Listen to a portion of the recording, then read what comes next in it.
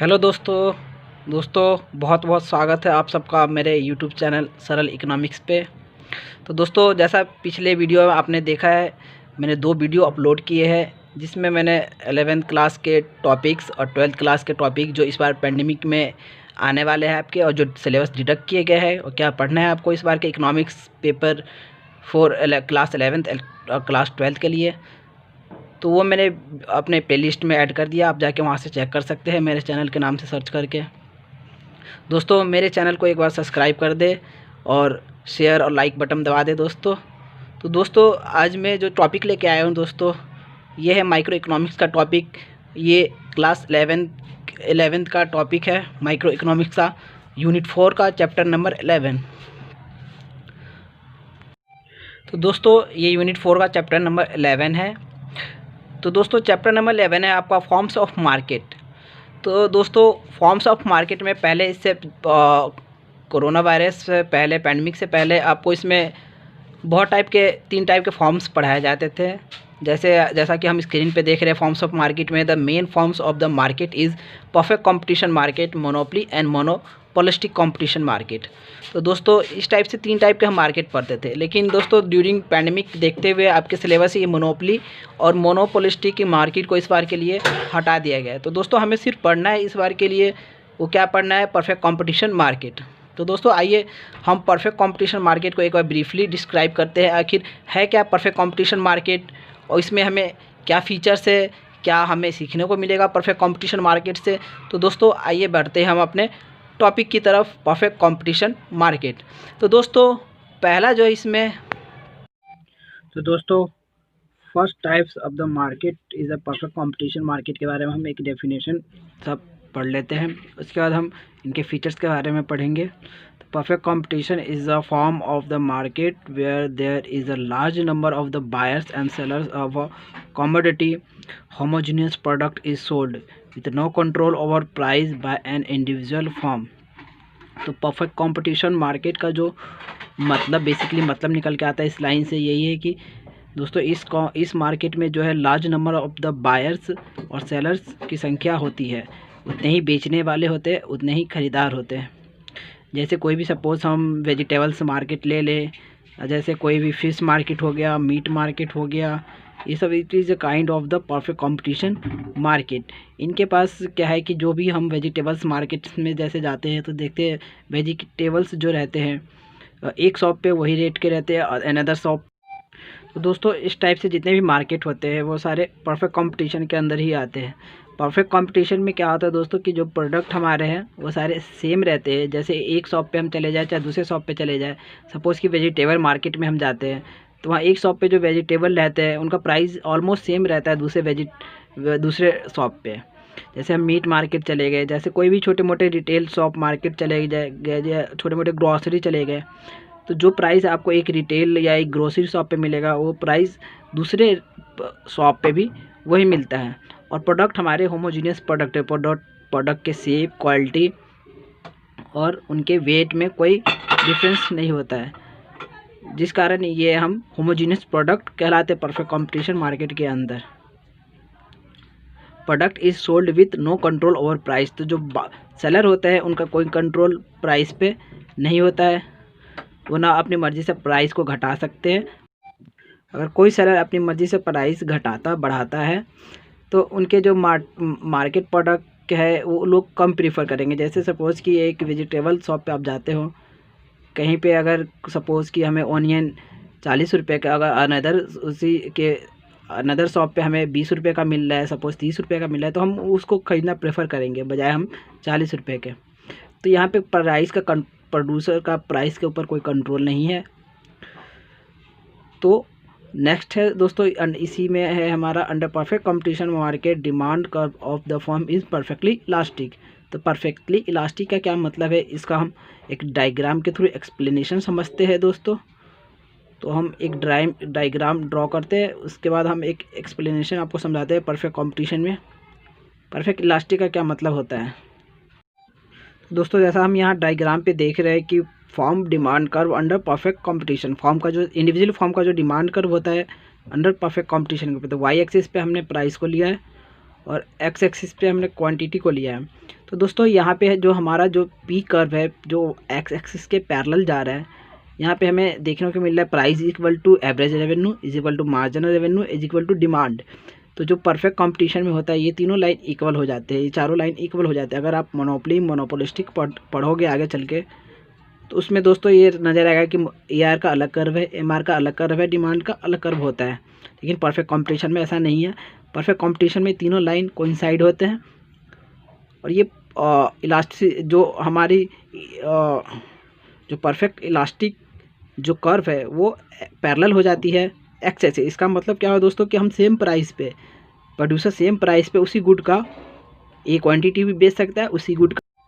तो यहाँ दोस्तों जैसा देखा जा रहा है डायग्राम के थ्रू दोस्तों कि प्राइस कोई चेंजेस नहीं हो रहा है, सेम प्राइस पे एक प्रोड्यूसर ए क्वांटिटी और बी क्वांटिटी दोनों सेल कर रहा है। इसीलिए ये कर्व को जो परफेक्ट कंपटीशन के अंदर जो डायग्राम होता है वो परफेक्ट इलास्टिक बनता है हमेशा। लेकिन मोनोपोली और मोनोपोलिस्टिक के केस में ये चेंज हो जाता है। तो हम जब मोनोपोलिस्टिक कंपटीशन आगे हायर क्लास में जब पढ़ेंगे तो वहाँ पे हम डेफिनेटली इनके बारे में ब्रीफ डिस्क्रिप्शन से पढ़ेंगे। चलते हैं दोस्तों नेक्स्ट टॉपिक की तरफ। तो नेक्स्ट में जैसा हम देख रहे हैं यहाँ पे फीचर्स है हमारे पास परफेक्ट कंपटीशन के। मतलब फीचर्स क्या होते हैं, मतलब विशेषताएं क्या है परफेक्ट कंपटीशन को जानने के लिए उनकी क्या विशेषताएं होती है। तो परफेक्ट कंपटीशन के फीचर्स हम पढ़ेंगे कुछ इनके फीचर्स के बारे में डिटेल से। तो पहले नंबर पे हमारे लार्ज नंबर ऑफ फर्म और seller.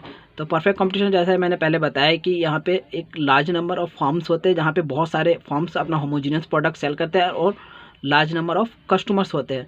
The number of the firm selling a particular commodity is so large that any increase or decrease in the supply of one particular firm hardly influence।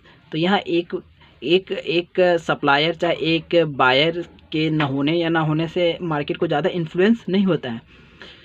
The total market supply, वहाँ उनके total market supply पे कोई effect नहीं होता है, क्योंकि एक suppose कि ये मतलब इतने बड़े मार्केट में एक सेलर और single buyer according to any individual firm fail to make any influence on the price of the commodity under the perfect competition firm is a price taker. तो परफेक्ट कंपटीशन फर्म में जो होते हैं, जो छोटे छोटे firm होते हैं वो एक प्राइस टेकर होते हैं। प्राइस मेकर जो प्राइस को डिसाइड करते हैं वो बड़े बड़े इंडस्ट्रीज़ होते हैं। तो इंडस्ट्री प्राइस डिसाइड करते हैं और जो छोटे छोटे फर्म होते हैं उन प्राइस को फॉलो करते हैं। इसलिए एक छोटा फर्म मार्केट पे कोई इन्फ्लुएंस नहीं कर सकता है। तो बढ़ते हैं नेक्स्ट फीचर की ओर। तो ये नेक्स्ट फीचर्स है हमारे पास large number of the buyers. तो परफेक्ट कंपटीशन में एक large number of buyer platform होता है जहाँ पे बहुत सारे बायर्स एक होमोजीनियस प्रोडक्ट प्रीफर करते हैं या बाय करते हैं।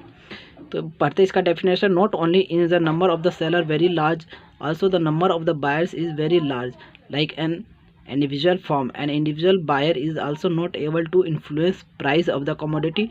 Any increase or decrease individual demand will hardly make any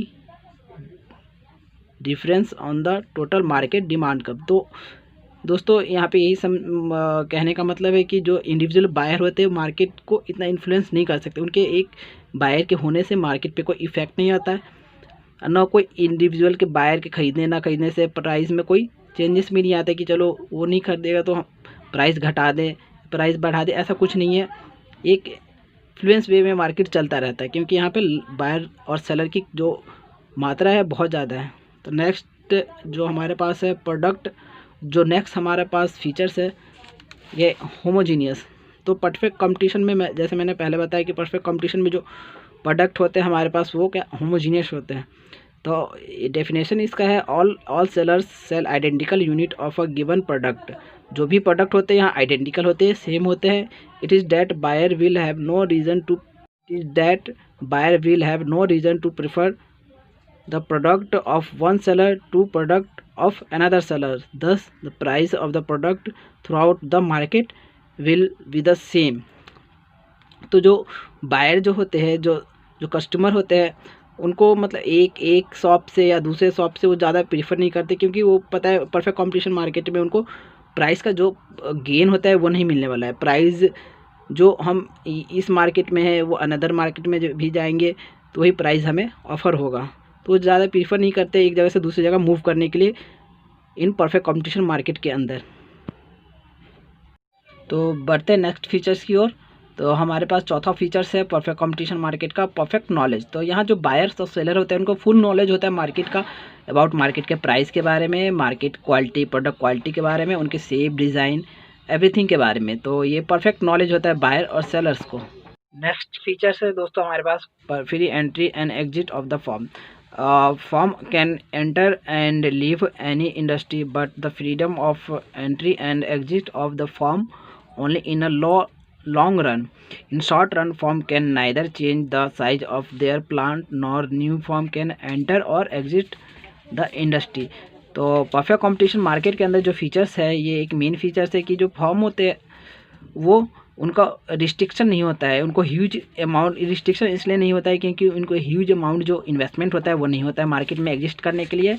और मार्केट में जब वो देखते हैं लॉस हो रहा है तो मार्केट से जब मर्जी एग्जिट कर जाते हैं। तो जो एंटर करने में उनको कोई लाइसेंसिंग सिस्टम नहीं है, कोई ह्यूज इन्वेस्टमेंट नहीं है। परफेक्ट कंपटीशन मार्केट है, प्रोडक्ट होमोजीनियस है। तो मार्केट में जब प्रॉफिट ज़्यादा वो देखते हैं तो मार्केट में एंटर करते हैं, और जैसे लॉस होना स्टार्ट होता है तो मार्केट से आउट कर जाते हैं। और नेक्स्ट फीचर है यहाँ पे जो इंडिपेंडेंस डिसीजन मेकिंग। तो बायर्स आर इंडिपेंडेंट है और सेम प्राइस पे जितने मर्जी क्वांटिटी खरीद सकते हैं। तो buyers are independent to taking decision to what to buy, how and how much buy. Same price पे वो जितना भी प्रोडक्ट इसका एक क्वांटिटी भी खरीद सकते हैं, 10 क्वांटिटी भी खरीद सकते हैं। तो और जो प्रोड्यूसर होते हैं वो इंडिपेंडेंट होते हैं, टेकिंग डिसीजन ऑफ प्रोडक्शन वो भी इंडिपेंडेंट होते हैं। तो नेक्स्ट फीचर से वो बढ़ते हैं। तो नेक्स्ट फीचर है हमारे पास नो ट्रांसपोर्टेशन कॉस्ट। जो परफेक्ट कंपटीशन के अंदर ट्रांसपोर्टेशन कॉस्ट नहीं होता है, एक बायर का जो ट्रांसपोर्टेशन कॉस्ट होता है वो जीरो होता है। There shall not be any cost of the transportation between sellers. If the transportation cost exist, buyer are prevent from moving from one seller to another to take advantage of price differences.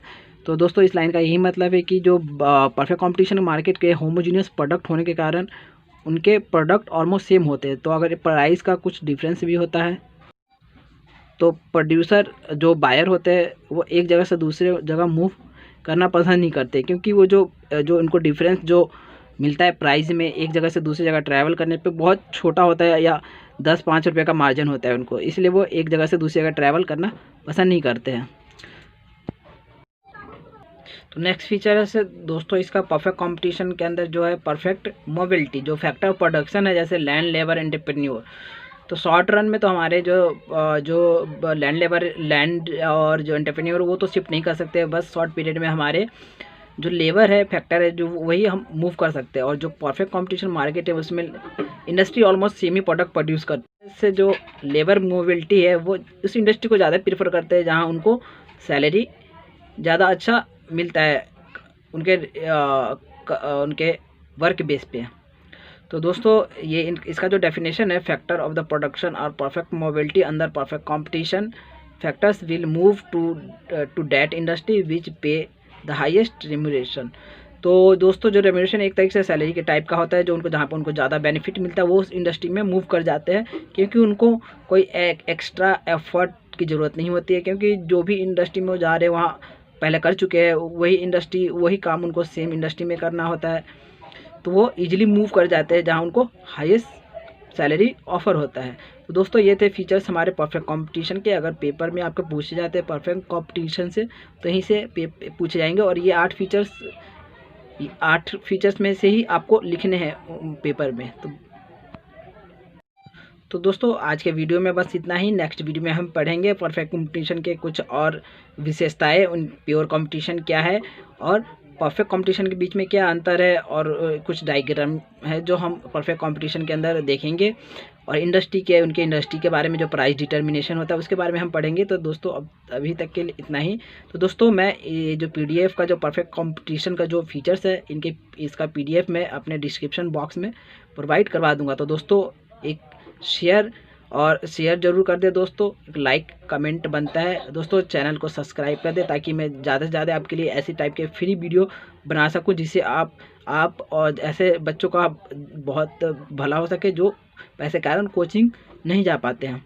दोस्तों आपका बहुत बहुत शुक्रिया अपना कीमती वक्त देने के लिए, धन्यवाद।